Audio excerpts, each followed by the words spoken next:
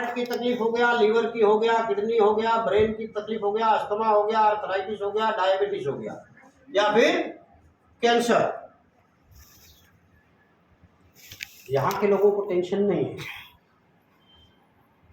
कि टाटा मेमोरियल बाजू में है, टेंशन नहीं है ना।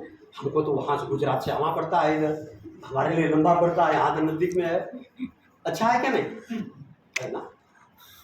अब इसमें से ये सारी बीमारियां ऐसी, हम लोग नाम जानते कि नहीं जानते हैं। दोपहर के बाद का समय है, थोड़ा ताली बजा लें क्या हम लोग एक बार।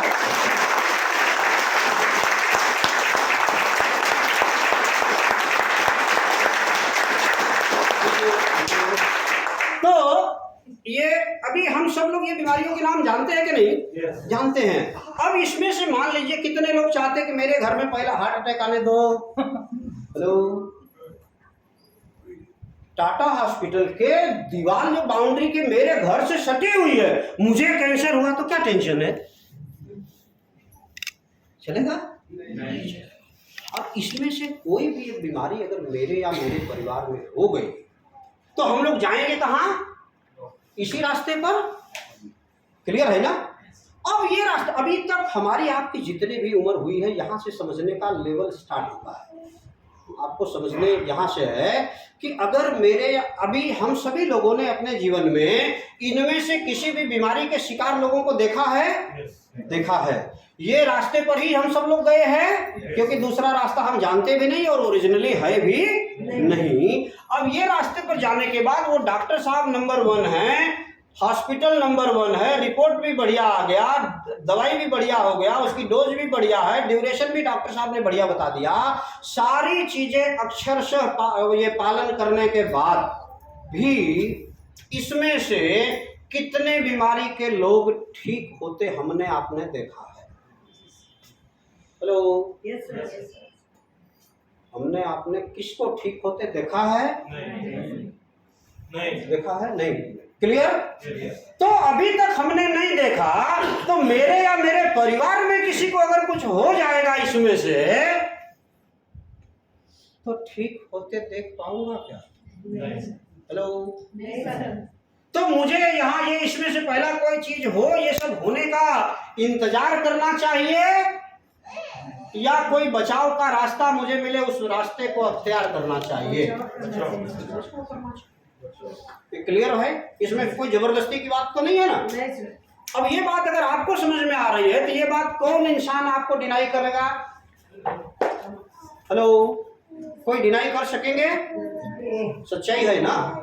अब इसके बाद अब ये हम लोग ये बीमार पड़ते हैं तो ये शरीर भगवान का दिया हुआ कितना है? हेलो, भगवान ने हमको शरीर कितना दिया है? एक ही है। ये एक ही शरीर में हजारों बीमारियां, लाखों दवाइयां हैं। हेलो, है ना। हजारों बीमारियां, लाखों दवाइयां हैं और कोई चीज गलत नहीं, सब अपनी जगह पे ठीक है।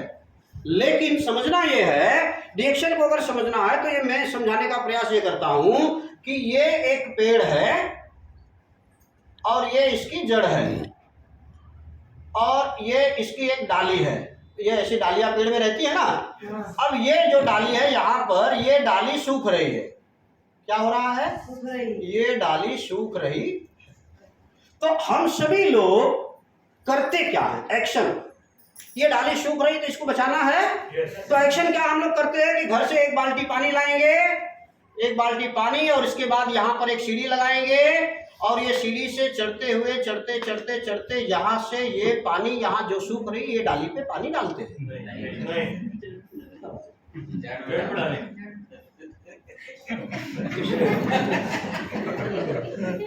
जड़ पे डाली तो पक्का है। क्लियर है। यहाँ हमको 100% आप लोग बोले 100% जड़ पे डालेंगे ना। यही बात हमारे शरीर पे जब आती है तो हम लोग 100% गलती कर रहे हैं और 100% भूल ही जाते हैं कि हमको पानी जड़ पे डालना है। हाँ, अब वो हमारे शरीर को सही रखने के लिए जड़ क्या है, उसमें से बहुत सारे जड़ है, लेकिन 3 मुख्य जड़ जिसकी मैं चर्चा करता हूं, उसमें से पहली जड़ क्या है? जो हमारे शरीर का पाचन तंत्र, पाचन तंत्र, डाइजेस्टिव सिस्टम।